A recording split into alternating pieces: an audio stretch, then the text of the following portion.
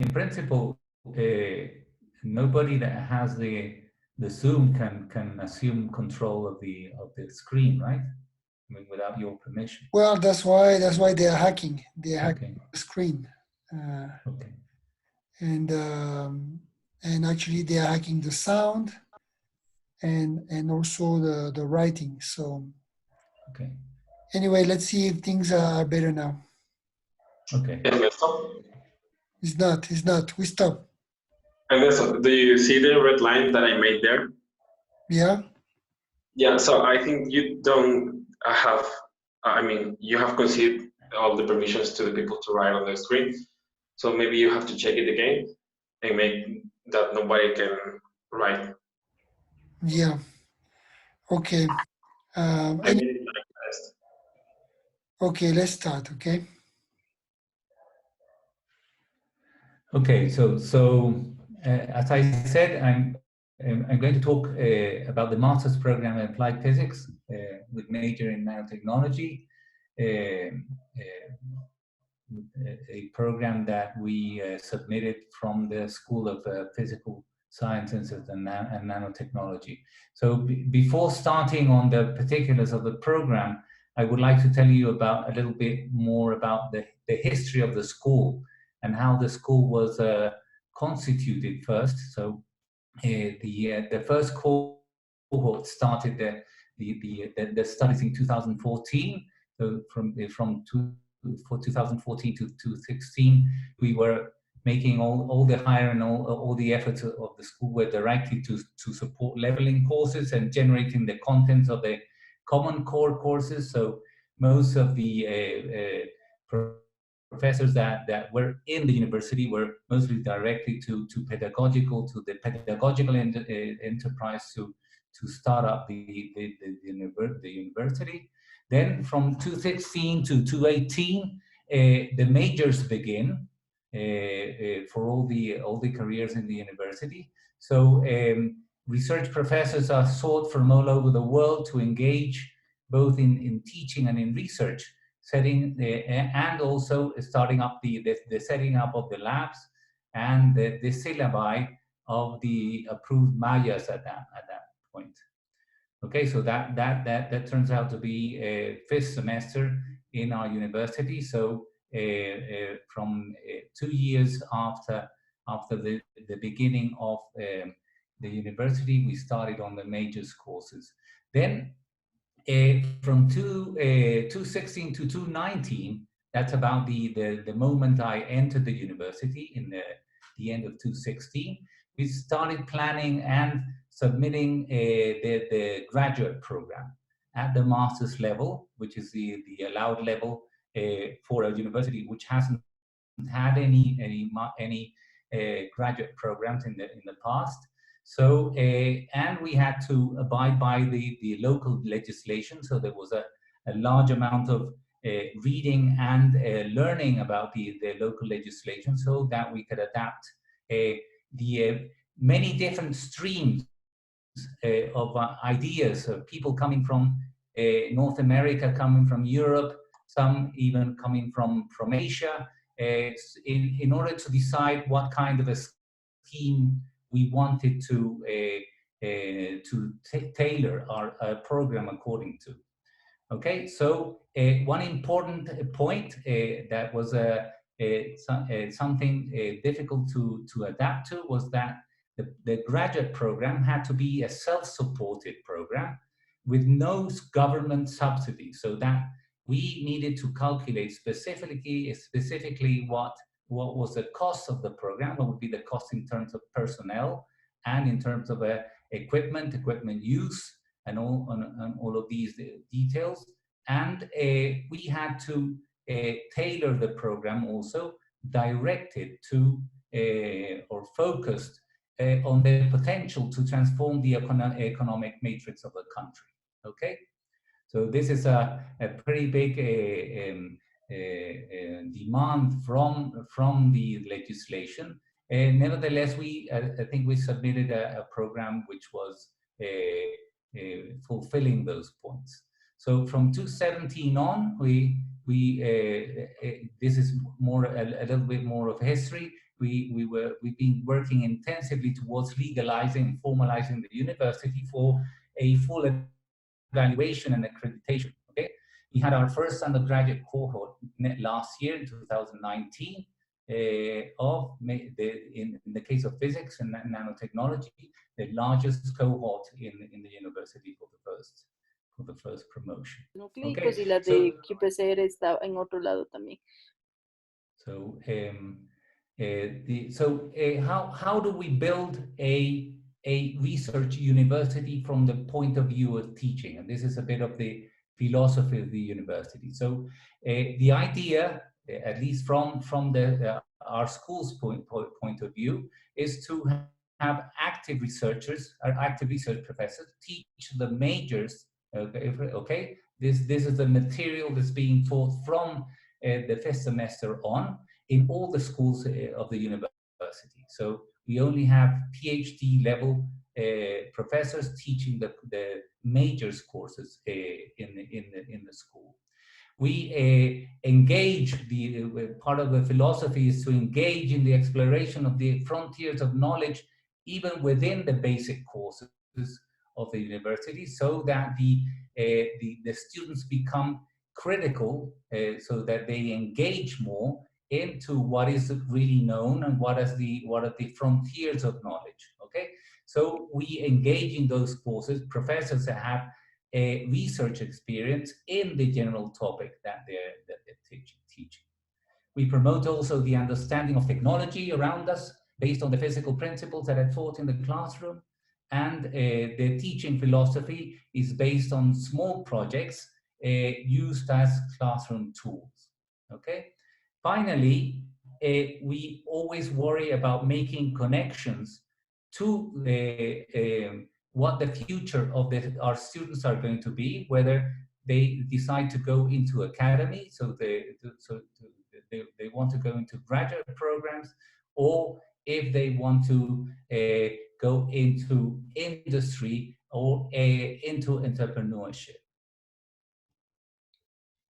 Okay, from the point of view of research, how do we focus a research university like JACHA is supposed to be? So we cultivate and maintain international networks for cooperation, access to peers, to the labs, computers, databases. So we're very focused on internationalization. When a new professor comes to the university, we don't intend at all to break his ties to his previous group, so he maintains those relations, and that allows for having a broad horizon for all the different disciplines that are represented, all the different lines of research that are represented in the university. Knowledge of research groups in the country is very important to know what is being done in the country, what kind of facilities exist in the countries, and to establish collaborations with all the universities and capabilities that exist in the country. Okay. The other is to set up research labs within the legal norms, and in the particular case of our school, we've established labs in nano synthesis, in nano fabrication. I will show you what I mean by these titles, and characterization as basis for the development of multiple research lines. Okay, so we have equipment which is broadly in each of these realms, and all our research lines are connected to these facilities. On the experimental side, that is. On the other hand, we have also built a high-performance computing facility in the school, which we call the Imbabura cluster. This is for the computational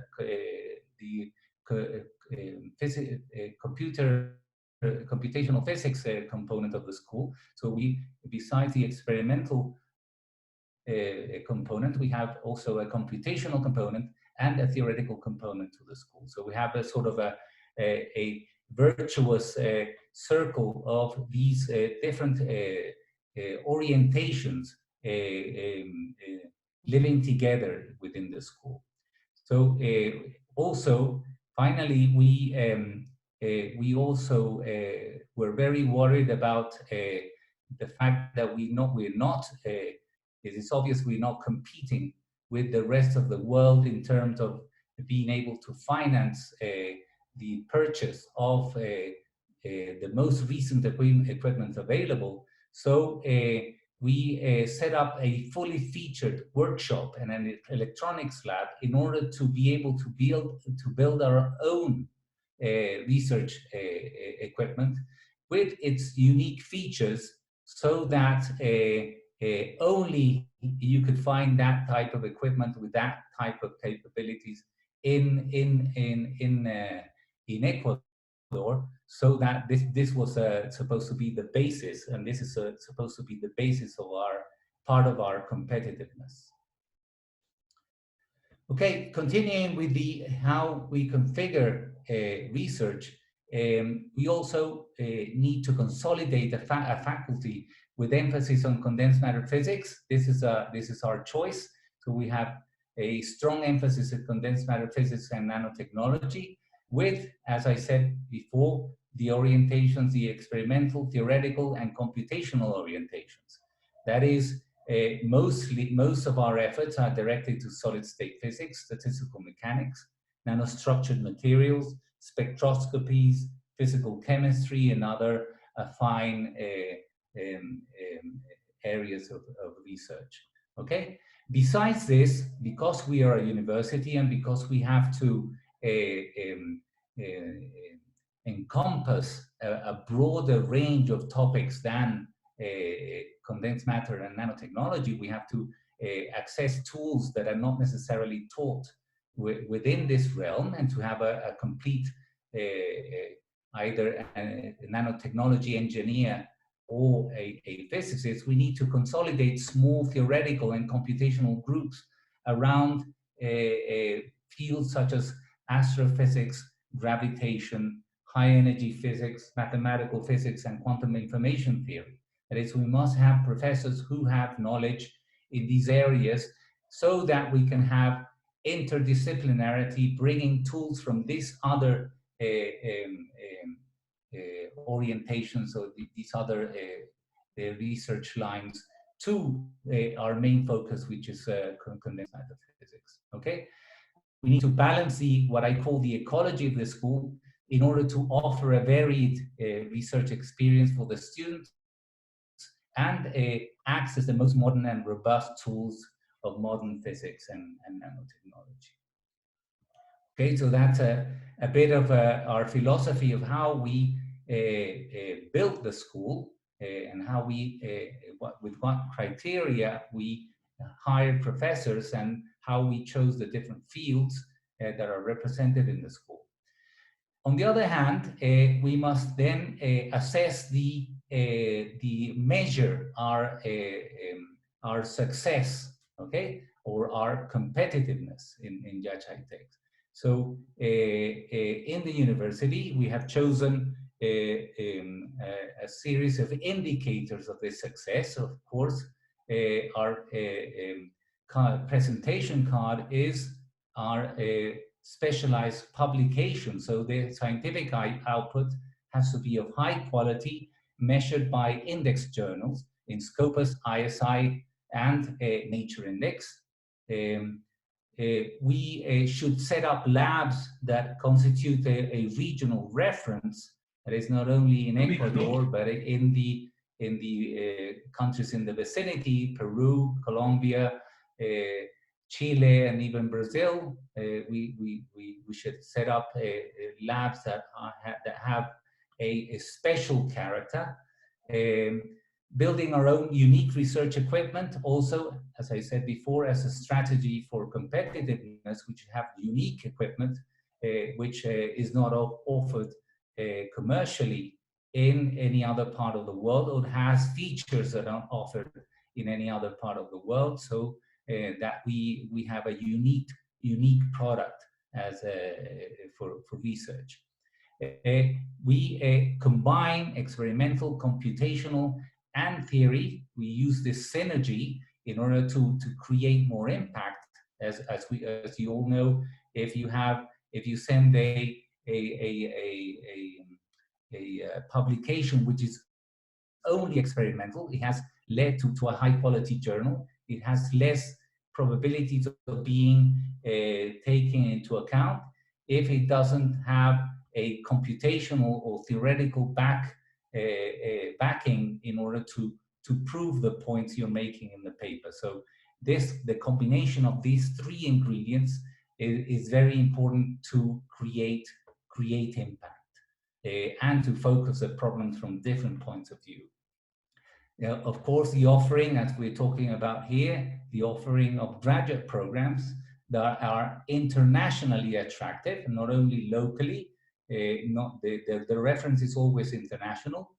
We must have self-funding strategies. We must apply for grants. We must get local money, local funding and international funding in order to forward our projects. And finally, of course, we need to address societal needs and promoting entrepreneurship within the country in order to solve problems, to save money to the country, to attract funding to the country. Okay, so what are a bit of our results in terms of these philosophical points I put forth before?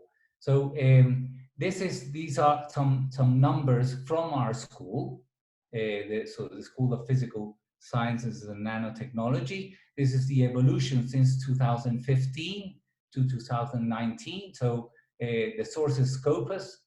And you see that we've slowly, I mean, the faculty has been growing also from just under 10 professors to the current number, which is 21, 22 professors. Of course, this population has oscillated a bit. We've had professors that have come and gone, but our publications have been more or less monotonously increasing until the year 2019. We averaged 2 publications per professor. So we managed to have 38 publications, most of them Q1 level, and a few of them in the Nature Index. As I may, if I may, I will explain a little bit what the Nature Index is. The Nature Index is a selection of the very best publications in each area of knowledge. Of course, and all the areas of knowledge are represented: biology, chemistry, earth science, physics, and so on. So these are our publications in those journals. So this would be publications, for example, typically in Nature Communications, Physical Review Letters, and a whole list of these publications that you can find on the internet.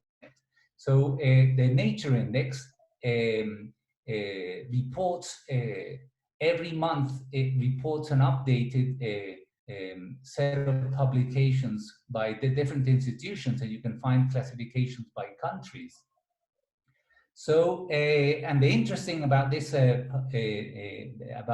is it not only counts whether you publish or not in these journals, but how what the representation from your institution as part of that publication. So, for example, are half the authors of that publication or all the authors of that publication associated with that high-profile journal? Okay. So, for example, if you have one Physical Review Letters, for example, and 3/4 of the authors are from your institution, you get a 0.75 points contribution to this index. If you, for example, participate in a high-profile publication that has 100 authors from all kinds of institutions around the world, then you get 1/100 points, so 0.01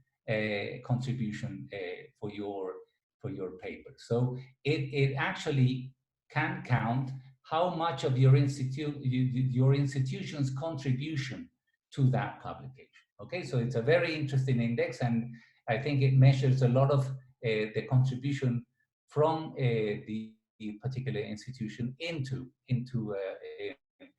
concrete numbers. Okay, so this is a take from the web page. This is the most recent web page. This is updated until the 30th of November 2019. So this is a span of 1 year, and you see that Yachay Tech University is in the first place, and you can see also that in spite of the fact that the other institutions have more publications in the Nature, the share of that institution with only what happened? Sorry, the share of that institution to those papers is relatively smaller. Okay, so Yachay, for example, with only 10 publications, the proportion of Yachay in those papers are relatively high, so we get a large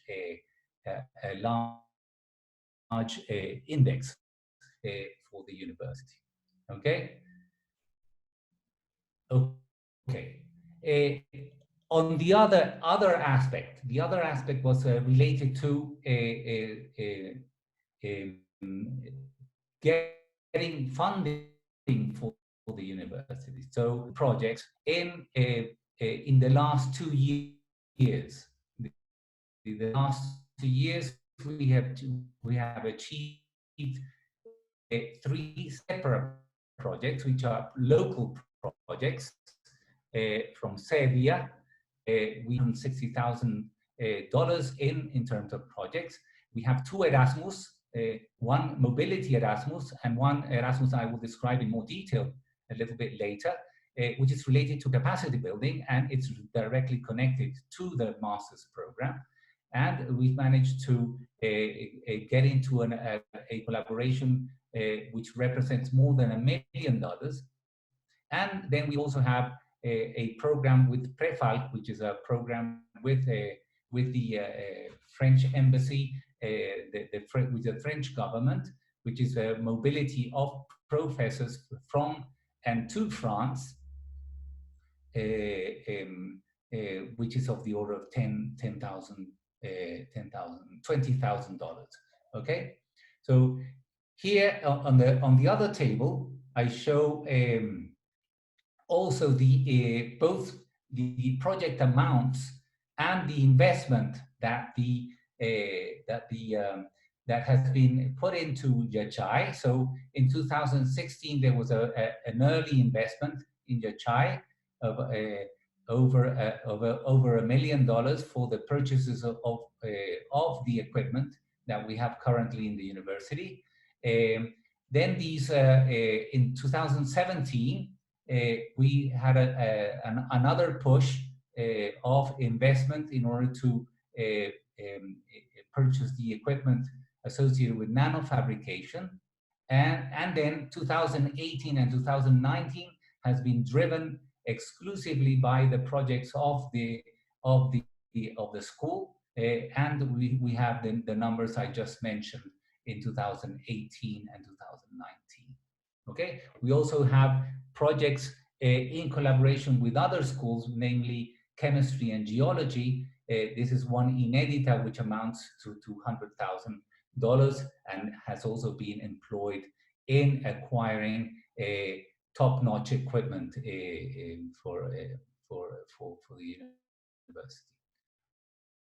Another important indicator of activity is organizing events, maintaining up to date in the different advances in the research lines that we're interested in. So since 2016, we've had already 3 editions of a nanoscience summer school, which is attended by students from all over the country, and also attended by professors, the very best professionals from all over the world.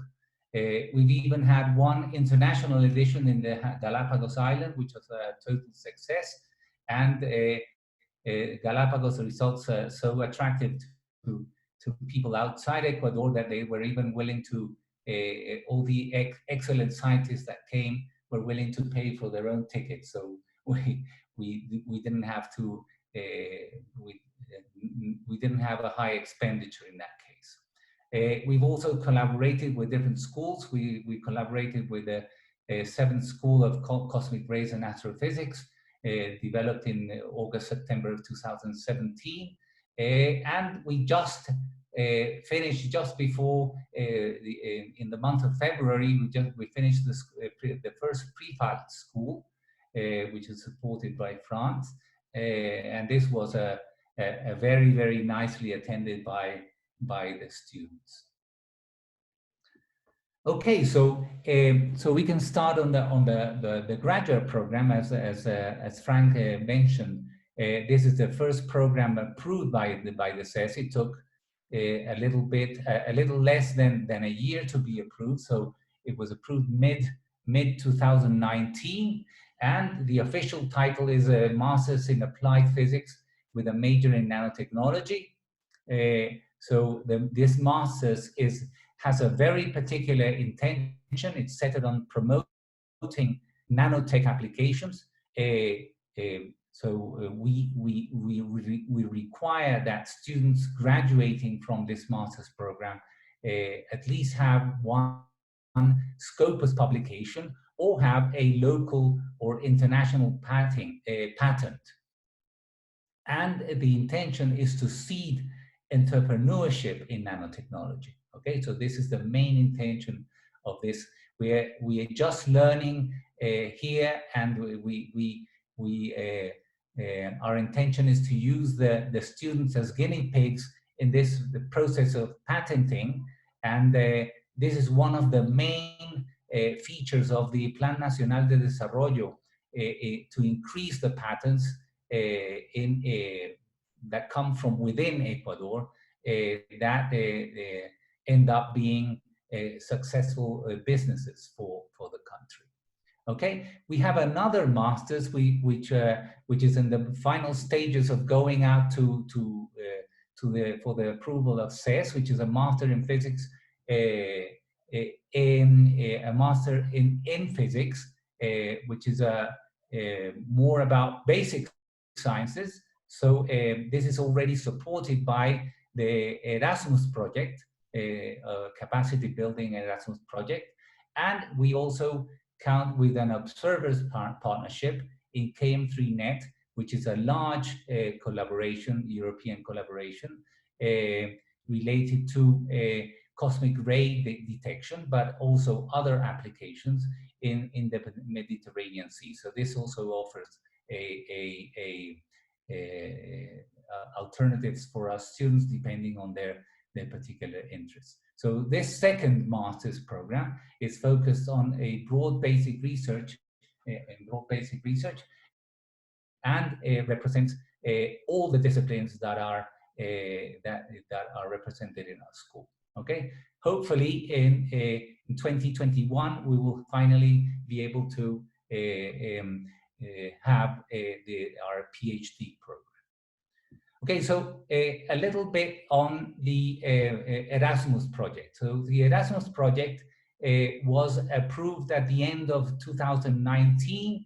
This is a multi-country collaboration. It involves France in collaboration with Colombia, Venezuela, Peru, and Ecuador. In Ecuador, we have two institutions associated with this program, which is Universidad San Francisco and Yachay Tech. And in Colombia, there are three universities. In Peru, 2 universities. And we have association with the whole CNRS system in France, and at least three other universities in France. So this is a project which is dedicated to furthering or increasing the strength of the master's programs in Latin America, and we managed to land a project of almost €1 million, which is related to setting up modules, teaching modules, that are being taught by the professors from each of those institutions to the students of all those master's programs. Okay, the amount of money assigned to the project is related to the fact that the European Union will build an instrumentation lab in each of those sites in order to have the students have their experience in this area of research.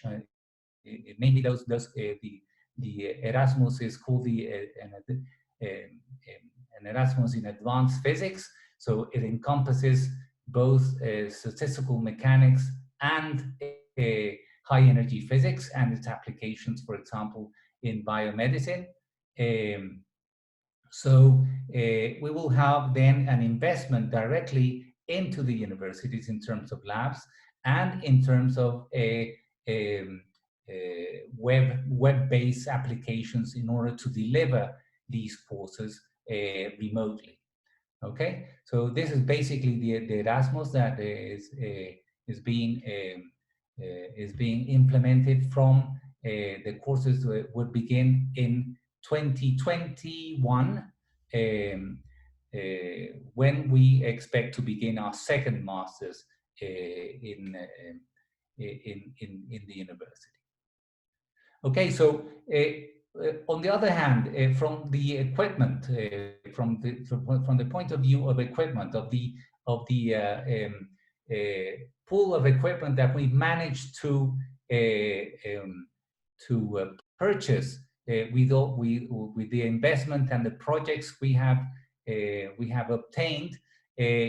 This is not a promise, but a reality already in the university. We have, for example, from the point of view of nanofabrication, this is building devices at the nanoscale from the bottom up. Okay, so we don't, so we build this almost atom by atom, these devices, and we have these. We have decided that these are the most transverse equipment in this area, in this discipline. So we have a CVD oven, a high-tech CVD oven. We've already, for example, we're already able to build our own nanotubes, multi and single walled in these ovens. We have a sputtering device, which is a high vacuum device. So this is a very controlled deposition system. And we have, for example, on the other hand, a wire bonder, which once you have the device, you can attach your external leads on the device, so you can probe it and obtain IV curves and whatnot. On the other hand, we also have a laser photolithography equipment, which allows you to build then devices very quickly at the nanoscale and above. On the other hand, the characterization, on the characterization hand, we have the XPS, an XPS, and X-ray photoelectron spectroscopy. This is the most expensive equipment that was bought with the initial investment in Yachai. So a long time ago, it took quite a long time to purchase this equipment. And we recently acquired a state-of-the-art Raman Raman equipment. Finally, we have some additional equipment like a cryostat. So this is a self-contained unit that has no need for cryogenic liquids. So it can achieve around 1 Kelvin in temperature. And we have the other device is a magnetometer device, which allows to deal with the magnetic samples. Finally, we have the nanosynthesis, maybe the simplest device, is most related to chemical processes. So we have a setup of enough facilities in order to do, for example, functionalization of nanotubes and different low-dimensional structures. Okay, finally, as I told you, we cannot rely on having lots of funding in order continuously to be purchasing the most up-to-date equipment. So it is really important for us to have a workshop facility where we can work, where we can build our own devices. Okay, mostly prototyping our own devices, and so we have a lathe, a milling equipment, and we have a laser cutter. Besides all the different tools that are associated with this, this is already installed and working out. And finally, with the Erasmus funding, we're going to finish setting up the electronics labs in order to fully have a fully rounded set of equipments in order to build our own equipment. Okay, this is just one example. This is one project that the first separate project landed by the school, which was focused on building a break junction device in order to do molecular electronics. So this device was completely built in the school, and it's able to resolve quantum conductances and below quantum conductances, so that we can probe molecules in this break junction device. And all the electronics that you see there, some of it was already at the university, and some of it was purchased through the project. But the device itself is unique. This is the only device. It is not purchased through a company, and we've already sent out a publication related to what we can achieve on this device. Okay, we've already built other types of research grade equipment like spectrometers. We built a spin coating device, a UV sterilizer, and a UV polymerizer. So we already gotten on. This workshop has a little less than a year working. And we have also needs in the computational physics realm. So since 2017, we had a large batch of computers, of Xeon computers come in. And instead of distributing them in the usual fashion, which was setting them up on tables, we decided to do a high-performance computer with this series of computers. So we have 36 nodes, Xeon nodes, high quality, high performance CPUs, and we have a high-speed switch so that we can perform very nice computations, and we have already 10 papers in Scopus published with calculations that have been made on this computer, on this high-performance computer. Okay, so we read some of the important questions. So why choose this master's? Okay, we have a wide variety of offers in Latin America and also in Europe and in the US. So I first point out the differences we have. So this is the only master's in English in the region. And this is an important feature because it prepares the students for international collaborations and writing publications. We already have behind us the experience of teaching in English in the undergrad, and this has been highly successful in the school. The students learn in English, ask questions in English, have discussions in English, and prepare for their titulación work in English, and they defend this work in English. So in the international events that we have prepared here, this has impressed very positively all the invited speakers, where they can see that undergrad students can defend their work in a language which is different from their mother language. We have professors active in research with varied research projects, and we have a large offering of projects to potential candidates that are coming to our master's program. But we can also accommodate for students bringing their own projects. This happens from time to time. Many students have their own projects, and they can really defend their ideas. So we can set up groups in order to accommodate for these projects if they not a single professor that does not have enough experience, and we can support these kinds of projects.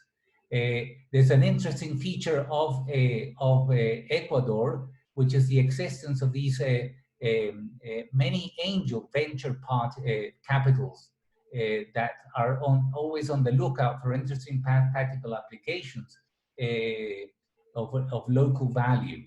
Okay, so this is a good training, having the idea, really implementing this idea at the lab level, and then convincing a venture capital in order to fund this project in order to go further into a business, for example. Okay. It is our appreciation that masters in Europe and the US are generally very, very costly if you don't get a funding, and in my view, offer less for the money. Generally, you get an excellent practical experience, but these at the master's level generally don't demand the student to write papers or get patents at this level. So any student enrolling in our program will be much more competitive towards going into a PhD program than the average master's received from Europe or the US.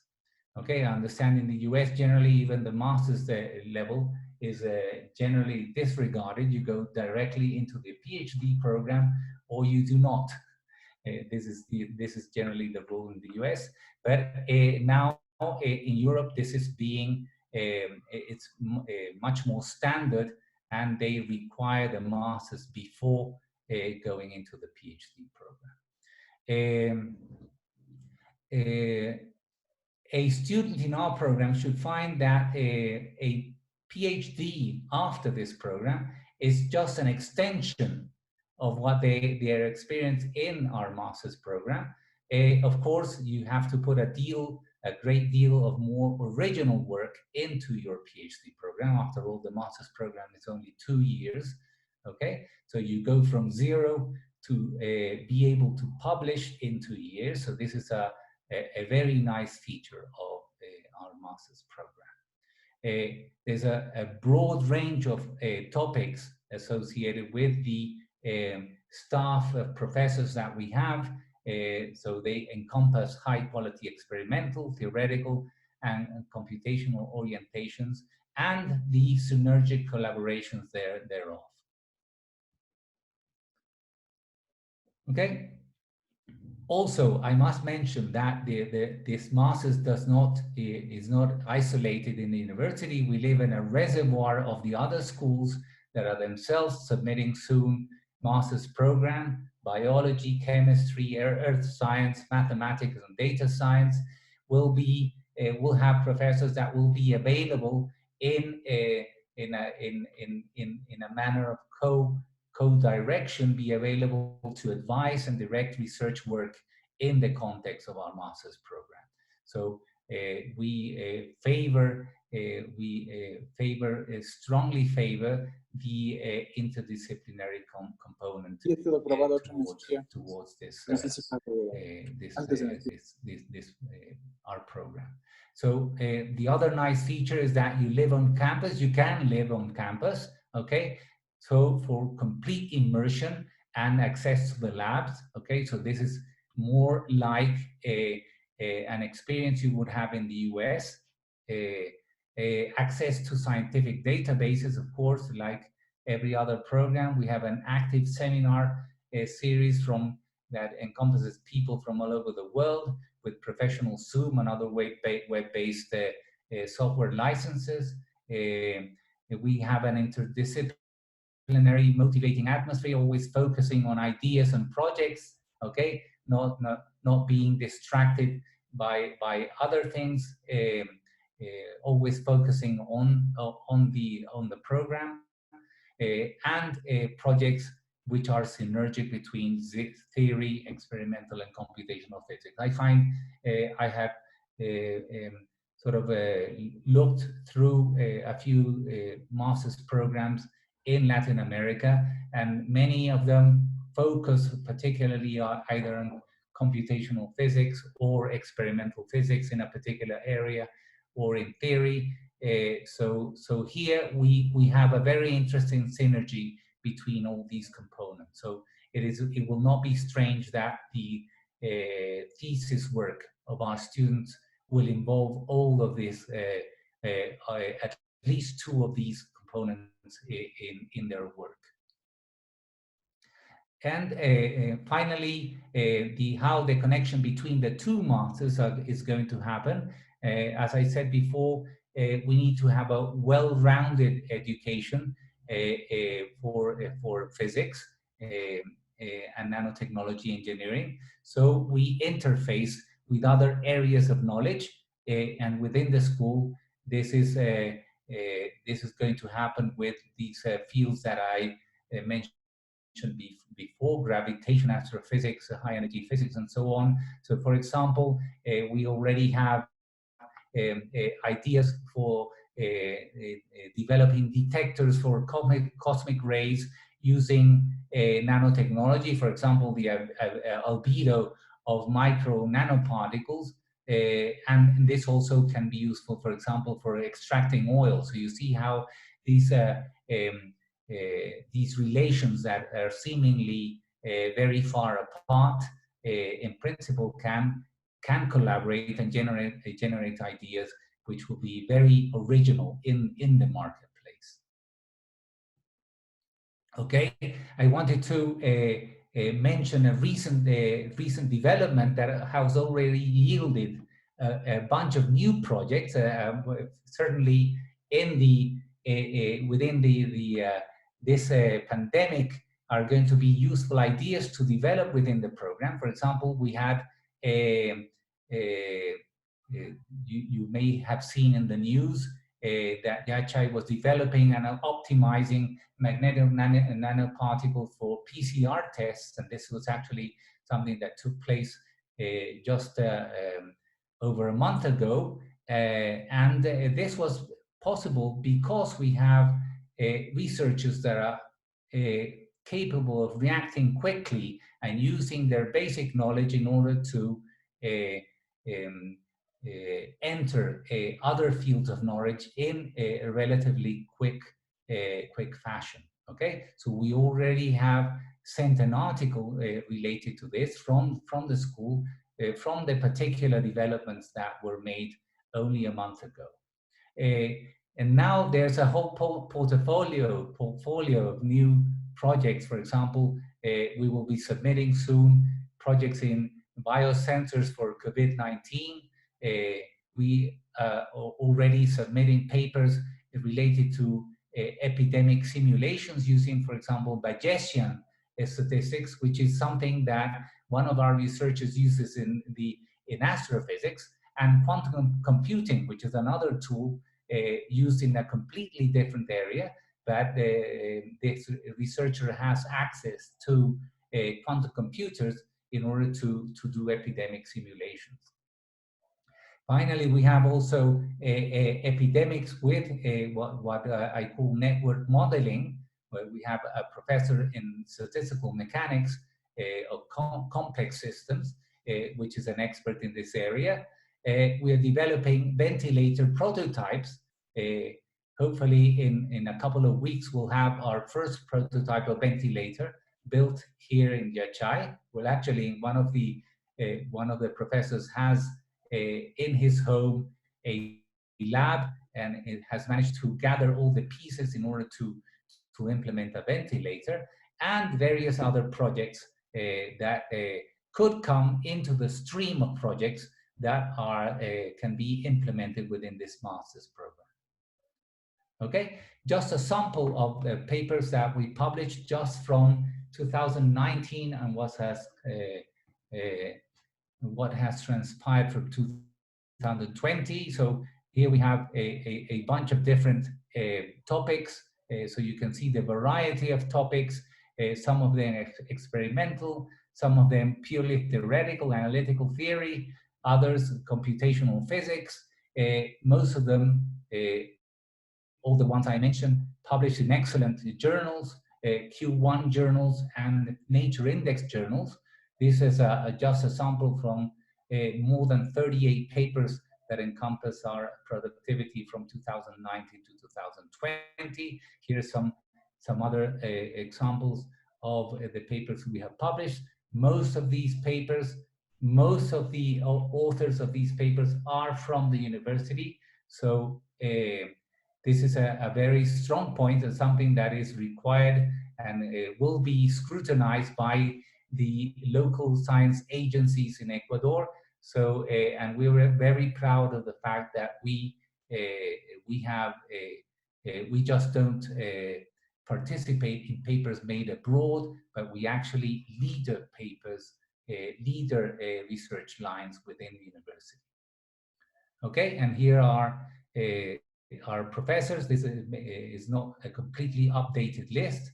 You have Duncan, for example, is an expert in computational physics, as is also Henry Pinto. Harold Jeffers is involved with the KM3Net project. Mario Cosenza is our complex systems expert. Gema Gonzalez is a materials engineer. Giris Fosilic is our local expert on quantum information and quantum computing. Jose Manuel Ramirez is an expert in the area of astrophysics and is actually one of the professors that is doing these pandemic simulations. Julio Chacon is an experimentalist in nanotech. Camilo, also an experimentalist in the area of condensed matter physics and nanotechnology. Carlos Reynoso, one of our youngest professors, is our expert on XPS. This is really an equipment that's being used for many analyses beyond our school. Clara Rojas, an expert in cosmology. Ernesto Contreras used to be with us, but he was our local expert in gravitation. Juan Lobos, an expert in materials, materials engineering. Maria Peralta, theorist. Mona Hani, no longer with us, but also an expert in material science. Sara Briceño, physical chemist from our school, so she's one of our bridges to chemistry and nano synthesis. And Werner Brama is our instrumentalist. He is the one who's responsible for building all the new devices, the research-grade devices that are being developed in the school, and also developing equipment for our undergrad programs. And finally, we have Eduardo Esteves, Miguel Angel, who are experts on the pedagogical side of teaching in the Common Core, and our technicians, Darwin Mendez, Luis Corredor, and Mayra Mora. Mayra is a chemical engineer. Luis Corredor is a chemist, and Darwin is an engineer who is an expert on our local expert on the workshop. Okay, so this is my presentation. I have a few other details here, but I think we can stop here and answer to your questions. Well, thank you so much. Thank you to share all the information. Again, apologize that we got hacked during this webinar and for the offensive content, but at least we can finish this great presentation. So anybody who has questions can put it on the chat, and then Ernesto can read and answer some questions.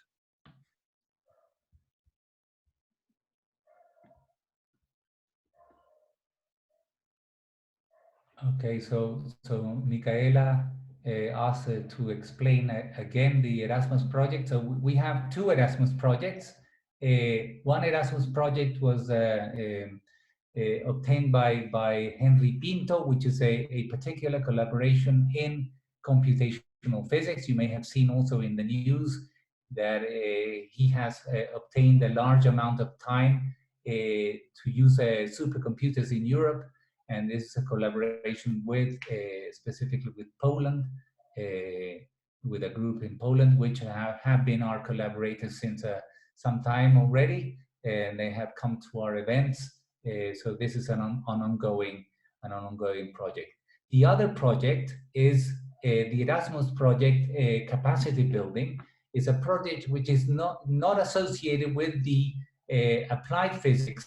It's not directly associated, although the lab capabilities that we're going to acquire from this project will be shared by all the school, but it's related to the more fundamental physics master's program.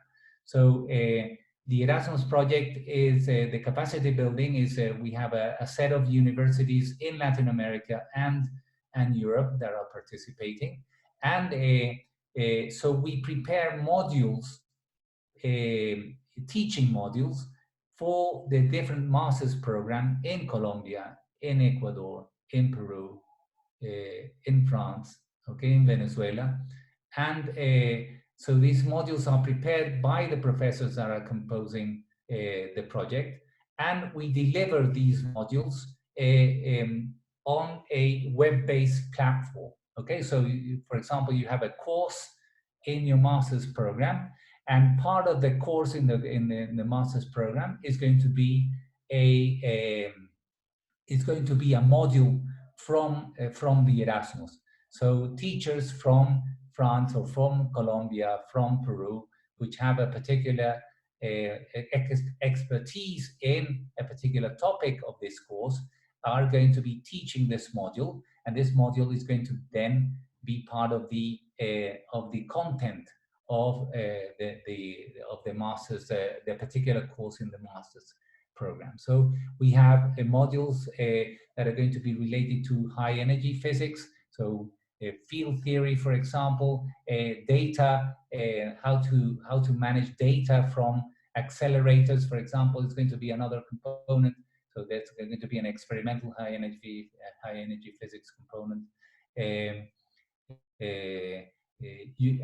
we recently were trying to build additional components, especially experimental components related to medical physics, for example, applications of radiation to medical physics, and also the component of complex systems and statistical mechanics. So we will have all those modules ready in principle by the beginning of next year. And if CES approves our second master's program, we will start hopefully the end of January. Okay, so that's the idea. The other question: how many credits for coursework and time to develop research? Okay, so this is a very good question. So already the legislation for graduate programs in the country require a relatively less credits, our credits in courses. So so that we've set up a set of very efficient courses. This can only be courses that are 3 hours a week for a whole semester. So that you will have the first semester, it will be only involved in the basic courses that we've designed. But by the end of the first semester, you are expected to already have identified what project or what professor you want to work with, And so you start research as early as possible. So by the second semester, you will be already engaging in your research project while taking elective courses specific to your orientation. Okay, so there will be plenty of time. I mean, we are demanding from the point of view of research or applications, because we want to spend most of our time during the master's program doing research and not spending too much time in coursework. Werner, how many students are needed to start the master? So, okay, this is another interesting question. Remember that this has to be a completely self-sustained program. So we need to we needed to do a study of how many what's the minimum size of a cohort in order for the master's degree to be viable. Remember that from the tuition of this master's program, we have to maintain equipment, we have to buy reagents, we have to maintain our computers, and so on. Okay, so this number comes out to be five students for this master's program. So at least we must have a cohort of 5 students. Okay. After this, a little below, of course, we have some leeway in this sense, because we have to then negotiate with the university whether how much support can come from a sort of a reservoir that is generated once at least a few students are enrolled in the program. So, but this is a more technical aspect that we can discuss in private. Okay, Michaela, can someone get a scholarship? Yes. So in the design of the program, we have included, assuming a cohort of 5 students, to have one student every 5 students gets a scholarship, and this scholarship covers for all the what we call the matricula, which is the amounts you see in our flyer that is running around in the university. So you get covered completely for this amount, but you have to provide for your living expenses and all the other costs. But in principle, you will be completely covered for the large expense to if you get one of these scholarships. We have criterions to achieve this scholarship on the basis of an entrance exam and an interview, which we do, and letters of recommendation you get to enter the program. Terencio, does the cost of a master's also cover the salary of the professors? Okay, this is the idea when we formulate this the price of the master's program. We have to take into account the hours of dedications of the professors to the program. Okay, this is related to the reservoir that I was talking to you about, which we would then have to negotiate with the university. It takes into account all the dealings of the professors with the master's program in order to see because of this legislation that the government should not be subsidizing education at this level. Okay, so it is taken into account. Any other questions?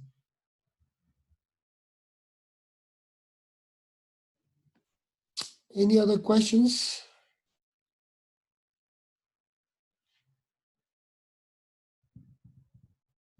Ernesto, can you just clarify the scholarship? My understanding is that the students who may get a scholarship also may have to give classes in Yachai, or how?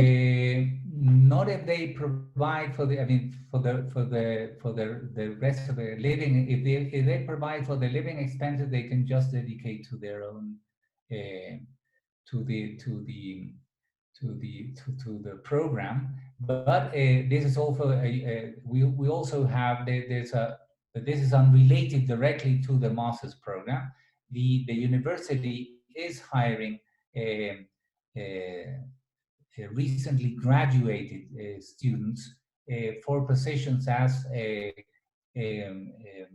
um, um, um,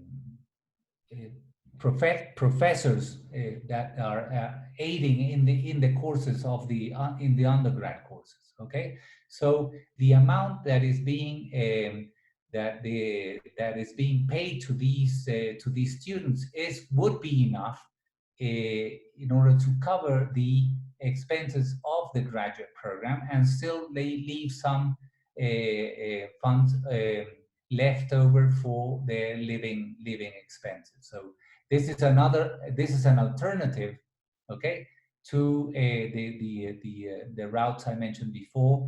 If you apply to the university for one of these positions, then you would automatically have enough funds to cover for the master's program while you teach in the undergrad.